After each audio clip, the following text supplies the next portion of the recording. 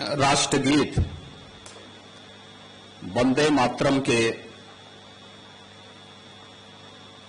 150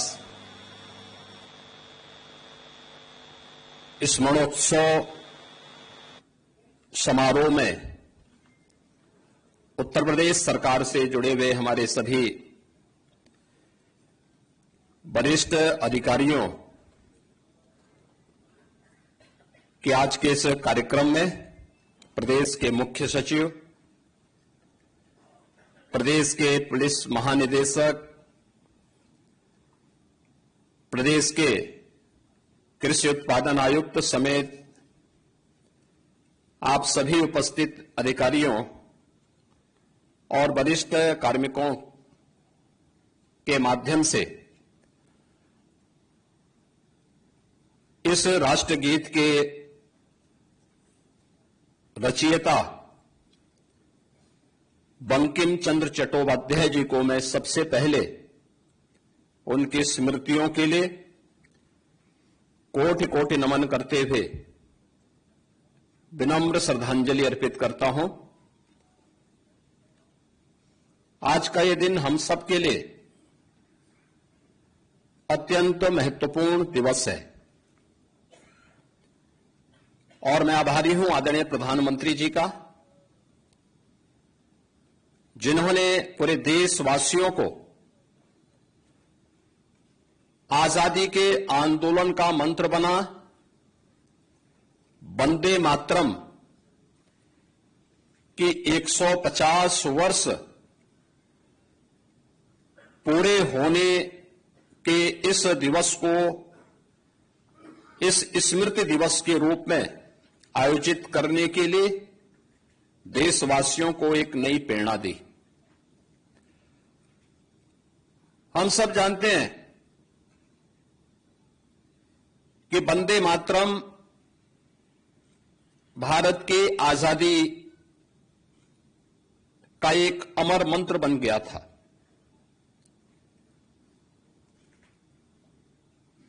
उस दौरान विदेशी हुकूमत के द्वारा दी जाने वाली अनेक यातनाओं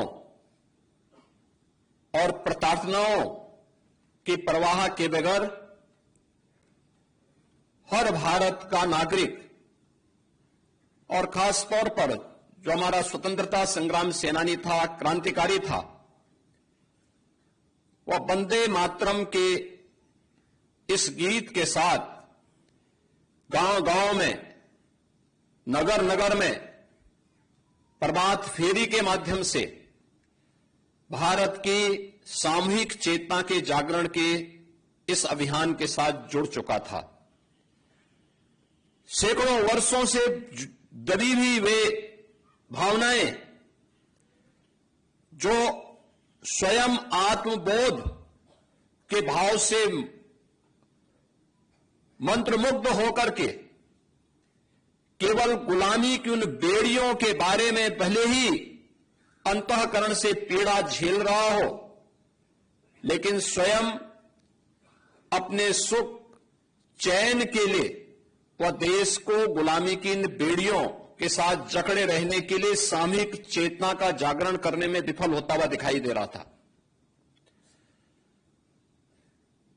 आपके सामने कुछ उससे जुड़े हुए उदाहरण भी हैं। आपने देखा होगा, अगर आप 100 वर्ष पूर्व जब देश के अंदर आई महामारी के दौरान उस समय की बातों को और उस समय के पन्नों को उलटने का प्रयास करेंगे तो आप देखते होंगे कि उस कालखंड में भारत की आबादी कुल 30 करोड़ थी,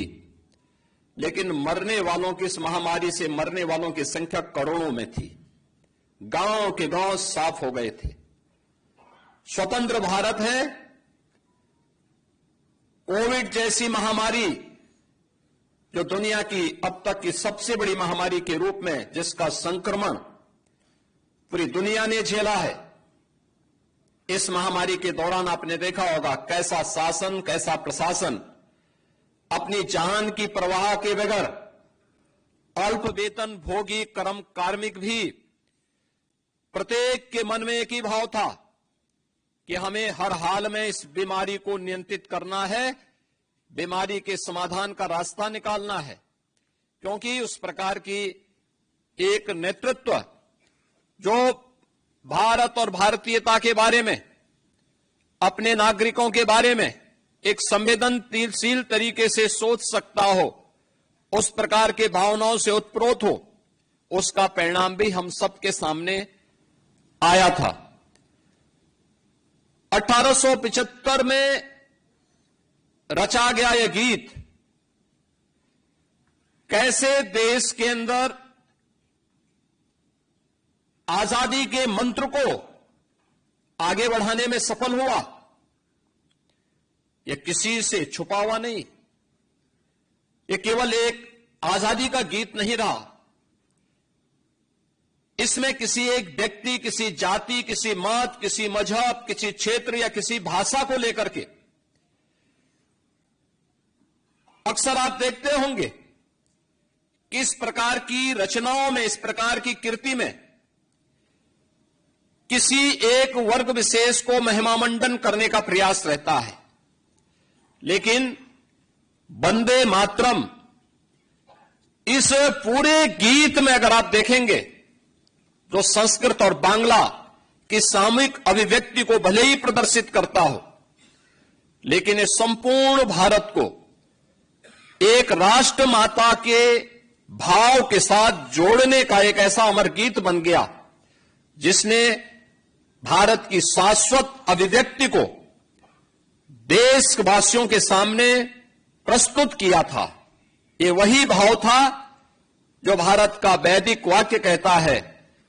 कि माता भूमि पुत्रोहम पृथिव्या। यह भाव कैसे सहज और सरल तरीके से प्रत्येक भारतीय के मन में इसकी अमिट छाप छोड़ी जाए,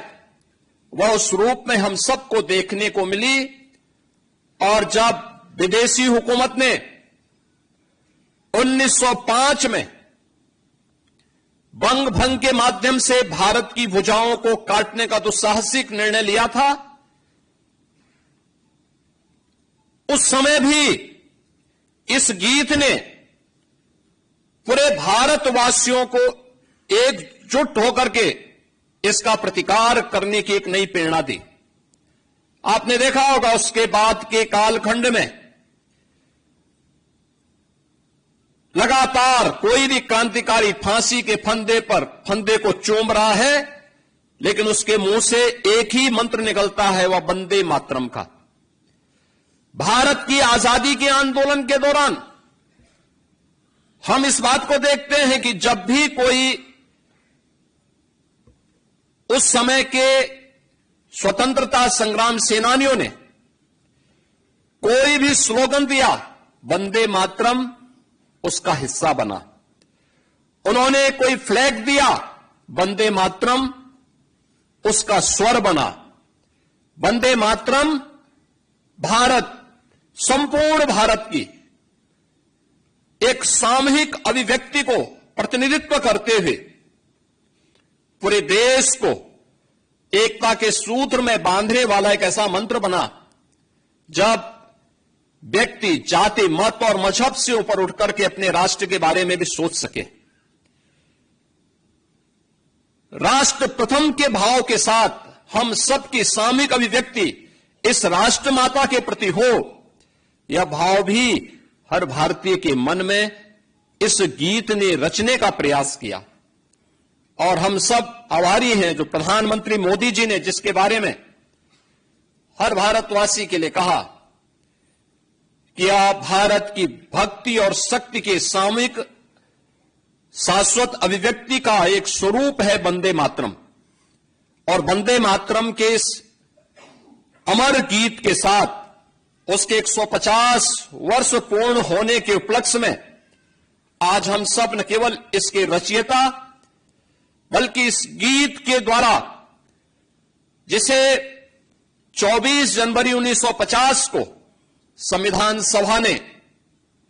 भारत के राष्ट्र गीत के रूप में मान्यता दी, आज उसके स्मरण दिवस के अवसर पर सामूहिक वंदे मातरम गायन कार्यक्रम के साथ हम सब यहां पे जुड़ रहे हैं। आज के अवसर पर मैं केवल एक बात आप सबसे कहना चाहूंगा, केवल एक गायन नहीं, एक गीत नहीं, ये भले ही बंकिम चंद्र चट्टोपाध्याय के आनंद मठ के उस अमर उपन्यास पर आधारित है, जिन्होंने बंगाल और भारत के अंदर उस दौरान भूख से तड़पती हुई, अकाल से ग्रसित और अभाव से ग्रसित जनता के उन स्वरों को, जिसे बाद में सन्यासियों ने एक आंदोलन का रूप दिया, उस पर आधारित हो। लेकिन वास्तव में अमर गीत भारत को एक नई दिशा देने, भारत की सामूहिक चेतना को आगे बढ़ाने में सफल हुआ है। आज इसके 150 वर्ष पूर्ण हो रहे हैं और 150 वर्षों से अपने इन भावों को पूरे भारत का प्रतिनिधित्व देते हुए यह गीत आज भी पूरे भारत के अंदर एक नई राष्ट्रीयता का भाव पैदा करने में हमेशा सफल हुआ है। हम सब वंदे मातरम का हिस्सा हो सकते हैं। यह वंदे मातरम जो किसी उपासना विधि का आग्रह ही नहीं करता, हमें किसी जाति, किसी व्यक्ति के प्रति उसे महिमा मंडन करने के प्रति आग्रही नहीं बनाता, यह हम सबको हमारे कर्तव्यों के प्रति आग्रही जरूर बनाता है। यह हमारा कर्तव्य क्या, जो प्रधानमंत्री मोदी जी ने संविधान दिवस बाबा साहब भीमराव अंबेडकर के द्वारा 26 नवंबर 1949 को जब भारत की संविधान की ड्राफ्टिंग प्रति सौंपी थी और उस अवसर पर उन्होंने इस बारे में कहा था, तब मोदी जी ने इसी बात को कहा कि हम अपने देश के अंदर रहते तो हैं, अधिकारों की बात तो करते हैं, लेकिन क्या कभी हमने अपने कर्तव्यों के बारे में भी स्मरण किया है? ये कर्तव्य जो हमारे वर्तमान को भी और भावी पीढ़ी के भविष्य को भी उज्जवल बना सके। और ये वंदे मातरम हमारे उसी कर्तव्य के प्रति, राष्ट्र माता के प्रति, हमारे कर्तव्यों के प्रति भी हमें आग्रही बनाता है। याद करना, जब एक शिक्षक अपने छात्र को संस्कारवान बनाता है, जब एक जवान विपरीत परिस्थितियों का सामना करते हुए भी सर्दी गर्मी की परवाह के बगैर भी देश की सीमाओं की रक्षा करने के लिए अडिग खड़ा होता है। मैंने विपरीत परिस्थितियों की बात इसलिए कही कि सियाचिन ग्लेशियर में जो जवान खड़ा होगा, वहां पे टेम्परेचर -40 तक होगा, लेकिन मई जून में राजस्थान के रेगिस्तान में जो जवान भारत की सीमाओं की रक्षा कर रहा होगा, वहां पे 55 डिग्री टेम्परेचर में भी वह व्यक्ति गर्मी की परवाह के बगैर लगातार सीमाओं की सुरक्षा के लिए जूझता है। जब एक जवान सही मन से अपने देश की सीमाओं की सुरक्षा करता है, जब एक किसान अपनी खेती की उर्वरता को मजबूती के साथ आगे बढ़ाते हुए देश के नागरिकों के लिए अन्न उत्पादन करता है, और जब भारत का हर नागरिक स्वार्थ से ऊपर उठ करके अपने कर्तव्यों के मार्ग पर आगे बढ़ता है, तो सही मायने में वह वंदे मातरम का ही गान कर रहा होता है। और यही वंदे मातरम के प्रति हम सबका दायित्व बनता है, यही हमारा वंदे मातरम है। आज के इस अवसर पर मैं एक बार फिर से वंदे मातरम के जैसे अमर गीत के रचयिता बंकिम चंद्र चट्टोपाध्याय को उनकी इस अमर कृति के लिए प्रदेशवासियों की ओर से कोटि कोटि नमन करते हुए विनम्र श्रद्धांजलि अर्पित करता हूं